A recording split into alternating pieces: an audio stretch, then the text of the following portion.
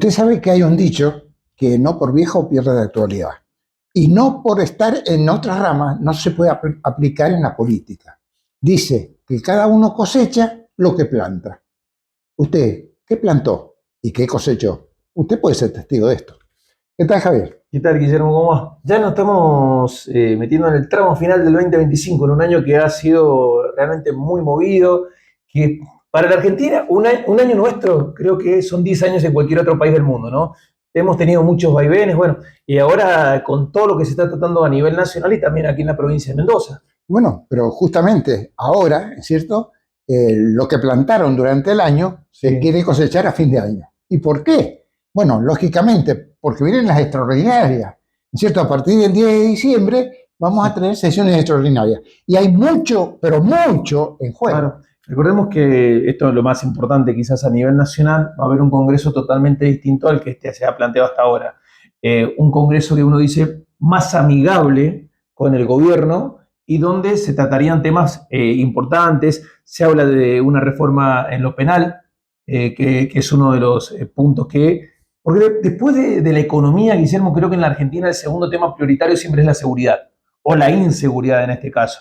Se vienen reformas importantes y dentro de lo que va a ser justamente un congreso que va a tener que trabajar en vacaciones, algo que por suerte nos acostumbramos en el último tiempo. Bueno, lo que no se hizo durante el año a lo mejor lo Sí. tienen que hacer en pocos meses realmente. Y usted sabe una cosa, dentro de esa reforma y dentro de todo lo que se va a tratar, había un tema que realmente merecía una atención especial desde hace ya un tiempito, que era el presupuesto. El presupuesto, ¿no es cierto?, que en muchas ocasiones nos marca el camino que vamos a tener luego 365 días del año que viene. Pero acá también, Guillermo, hay que ser sincero, porque muchas veces los presupuestos son meros dibujos, ¿no? Es la ley fundamental, tendría que cumplirse, Seguro. pero ¿cuántas veces hemos visto con cifras irrisorias en cuanto a la inflación proyectada, en cuanto al dólar, que son quizás dos de las variables económicas más importantes? Muchas veces vemos que ese dibujo, que pasa por muchos filtros, lo que tiene que ver justamente con comisiones en el Senado, en la Cámara de Diputados, después las sesiones de ambas cámaras, y después termina siendo un papel que realmente es irreal. Bueno, pero que si se presenta lo real, no te lo aprueban. Sí. ¿Es cierto? Seamos Sí. realistas. Porque si le presentan realmente los números que piensan que van a ocurrir, a lo mejor usted no lo aprueba. ¿Por qué lo aprueba? Porque le han dibujado, como dice Javier, pero también sabe por qué. Porque hay un negociado detrás de todo esto. ¿Qué es el negociado?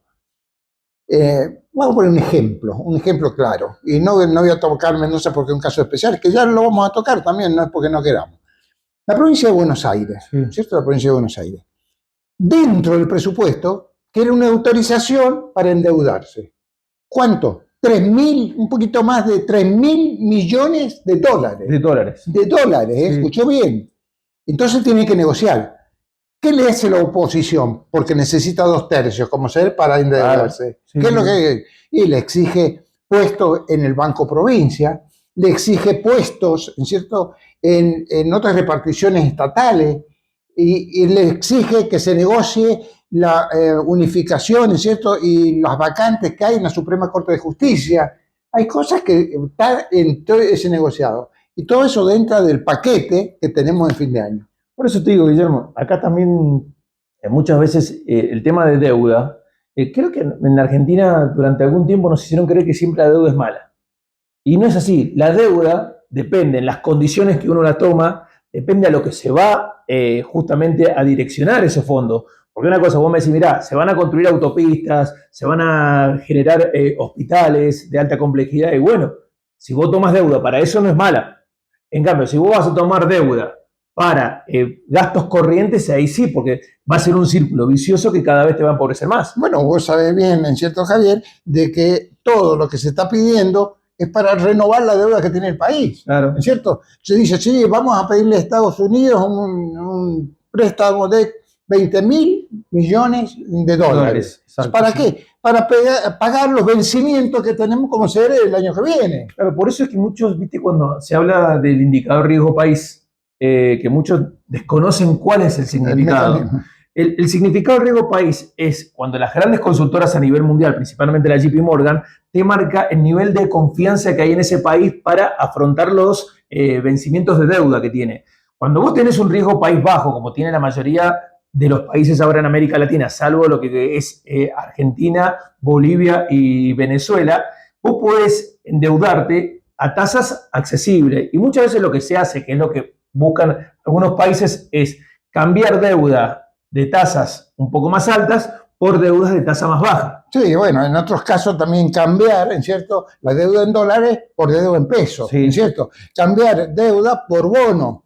Hay muchas variantes que realmente quieren. Los políticos la conocen y los políticos saben a dónde apretar para que realmente duela. Y digo todo esto ¿por qué?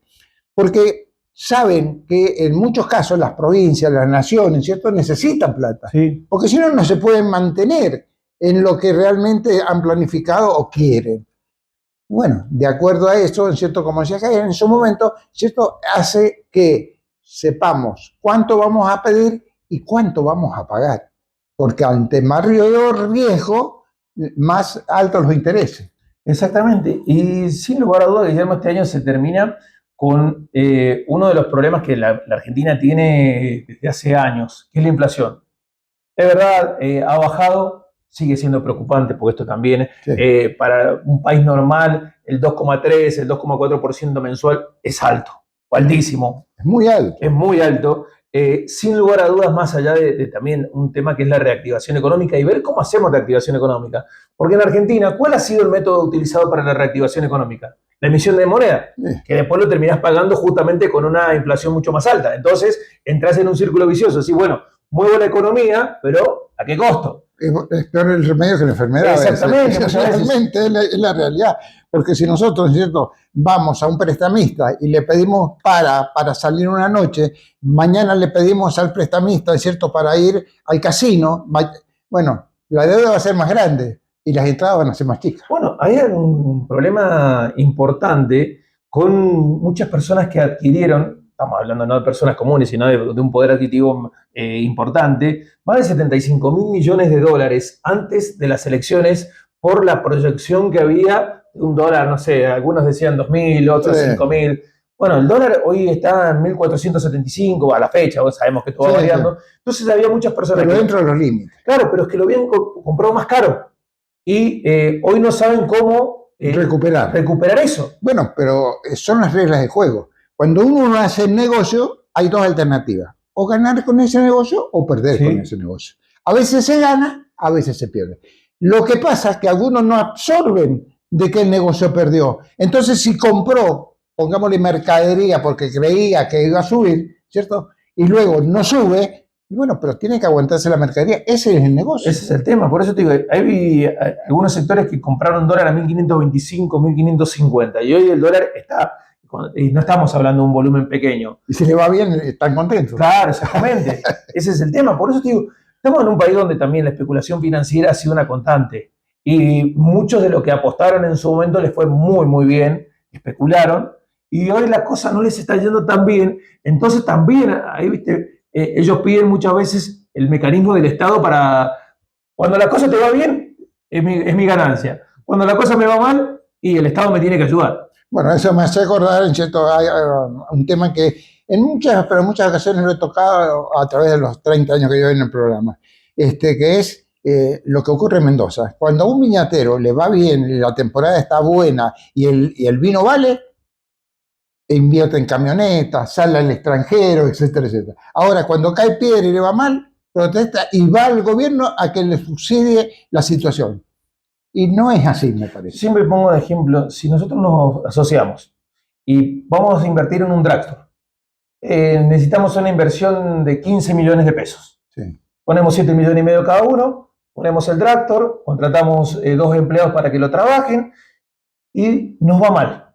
El tractor no vende, primer mes lo aguantamos, segundo mes ya las cosas se complican, tercer mes decimos no vamos. No viene el Estado a socorrernos. Y seguro que no, Por eso las reglas tienen que ser parejas. Lo dice la Constitución, ¿no es cierto? Todos somos iguales ante la ley. También ante situaciones parecidas, ¿no es cierto? Que como estaba manifestando Javier, de pérdida, también tenemos que ser parecidas, ¿no es cierto? La oportunidad que se presenta para que el gobierno nos dé un subsidio o no. Sabes que otra vez escuchaba a un economista muy importante de la República Argentina y es verdad, la Argentina se perdió la posibilidad de lo que es el ascenso social a través de la falta de crédito. Porque es la única forma de emparejar al que arranca desde abajo con el que está arriba. El 80% de los cargos jerárquicos en Argentina son por herencia. Es decir, porque sos el hijo de... Sí. Esto lo vemos, si nos manejamos aquí en la zona este, vemos muchos de los nuevos empresarios que manejan las empresas que fueron de sus padres. Y sí, sin lugar a dudas. Vos podés tener una brillante idea, Guillermo, pero si no tenés la posibilidad de un acceso a crédito... Si no tenés un capital atrás, que es el que te respalde... Por eso en Argentina, en los últimos 25, 30 años, se tornó inaccesible acceder a un crédito. Entonces, hoy para el común de las personas es imposible poder escalar porque no tenés la posibilidad. Por eso cuando hablamos de deuda, la deuda no siempre es mala. Siempre vemos las condiciones, para qué se va a utilizar. Pero bueno, este es uno de los también grandes desafíos que tiene el gobierno, que la Argentina vuelva a tener crédito interno para que la gente pueda invertir y realmente se genere empleo genuino y no depender siempre de papá Estado, de los municipios, de la provincia, del gobierno nacional. Bueno, te voy a poner un ejemplo, Javier, que hemos tocado en los programas anteriores, el tren de la cercanía. El tren de cercanía requiere una inversión de 260.000 millones de pesos, ¿cierto? 260.000, aproximadamente más o menos. Cornejo dice que tiene la plata. Del fondo de resarcimiento que tiene 35 millones de dólares, que tiene la plata. Como va a afectar tres presupuestos, ¿cierto? Tres presupuestos, 25, 26 y 27. Claro, cuando estaría finalizada la obra. La tiene, él dice que tiene. Pero, dijo el otro día, si en el tercer periodo necesitamos un préstamo y esa plata la derivamos para otra inversión, lo vamos a hacer. Es una muestra que a veces, aún teniendo plata, a veces préstamos son necesarios. Porque estar encadenado y a lo mejor es más negocio pedir, ¿cierto? Pedir que invertir el capital que uno ya tiene. ¿Vos te acuerdas cuando hace años atrás la oposición rechazó algunos préstamos que ya estaban aprobados por el Banco Interamericano de Desarrollo? Uno era el acueducto de La Paz Santa Rosa, que iba a beneficiar a muchísimos productores. En ese momento había una disputa con el gobierno, porque también, seamos sinceros, en su momento Cornejo, cuando era el líder de la oposición, trabó algunos presupuestos, entonces la devolución fue, cuando asume el primer gobierno Cornejo, trabarle estos préstamos que hoy estarían beneficiando a muchos santarrocinos y muchos paceños. Entonces, este tipo de situaciones muchas veces, donde el egoísmo político juega sobre el bienestar de la mayoría, termina perjudicando. Hoy Santa Rosa y La Paz tienen un gran inconveniente que también, fíjate, estamos hablando de la zona este, prácticamente no hay emprendimientos privados, todo depende del Estado. Sin lugar a dudas, por eso dice que a veces también los partidos que están en el gobierno, a veces, ¿cierto?, se mantienen en el gobierno gracias a que la mayoría de la población depende del Estado. Exactamente. Y vos sabés, te voy a dar otro ejemplo de lo que vos manifestás. A veces el egoísmo lleva a que el Estado pierda, y cuando el Estado pierde también el ciudadano. Acá en San Martín hubo un momento en que estaba a la venta el edificio del Banco Los Andes. Recuerdo. Lo iba a comprar la municipalidad, porque ese iba a ser el edificio municipal. Tenía tesoro en el subsuelo, tenía una confitería dentro del edificio. La cercanía todo con el edificio municipal.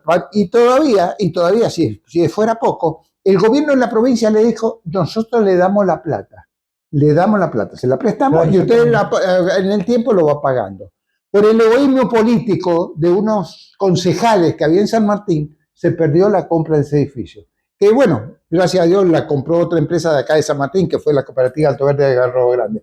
Pero se estaba perdiendo eso que podría haber pasado a otras manos por el egoísmo político. Y estos ejemplos podría darle también cuando se iba a hacer un poli muy importante en el Parque Añese, bueno, que tiene su historia, y lo vamos a tocar en otra oportunidad. Exactamente. ¿Nos vamos? Vamos. Al corte. Pero viene la segunda parte de este programa de La Banca.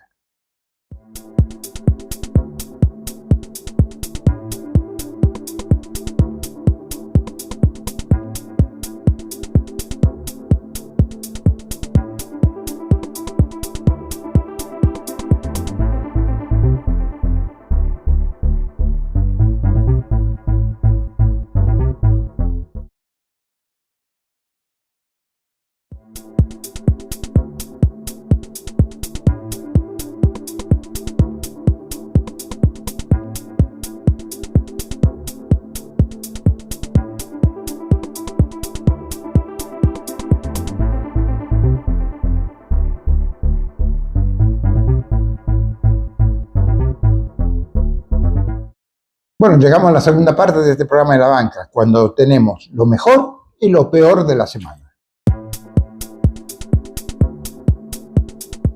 Lo mejor, lo bueno, realmente me toca a mí, lindo, agradable, realmente todo esto. La situación del país en general es buena, pero sobre todo comparado con otros años. ¿Se acuerda usted cuando venían las fiestas y habían saqueo, que habían piquetes, que habían cortes de ruta por la situación económica? Prácticamente eso ha desaparecido, gracias a Dios. Pero también lo hemos visto este fin de semana largo que ocurrió, con millones de argentinos que se fueron a conocer a la costa, que se fueron a Chile. Había miles de autos que iban a Chile, ¿cierto?, para disfrutar y comprar en el extranjero. ¿Por qué? Porque la situación del país realmente así lo tiene. Hacemos votos para que eso haya una continuación a través del tiempo, que no se quede en el fin de año, que se haya una proyección hacia el 2026 que prácticamente ya está. Bueno, y lo malo es consecuencia también de lo que mencionaba Guillermo como lo positivo de esta semana, que tiene que ver con que hay algunos que todavía siguen utilizando dos métodos antiguos. En los últimos días hemos tenido aumentos en la carne, aumentos en los fiambres, todo a través justamente de la posibilidad que sabemos que los argentinos nos gusta festejar las fiestas, sea del estrato económico de que seas, siempre tratamos de esa tradición que traemos de los italianos, ¿no?, de reunirnos en familia, de comer de manera abundante. Bueno, lamentablemente hay algunos que siguen con métodos viejos, con estos aumentos que en algunos casos son injustificados, porque hoy, más allá de que todos vamos a coincidir que no es la panacea, ni mucho menos, al contrario, sigue siendo una situación muy complicada la que se vive en Argentina, no es tal como lo decía Guillermo, una situación de caos y de un temor social importante. Por eso también lo malo va dirigido a eso, a que algunos todavía siguen tratando de vivir de un modelo de país que la mayoría de los argentinos ya no queremos tener. Y que esperamos erradicar. Exactamente. Bueno, a ver, nos vamos. Nos vamos y ya la semana que viene vamos a estar en la última parte. Y el último mes del año. Exactamente.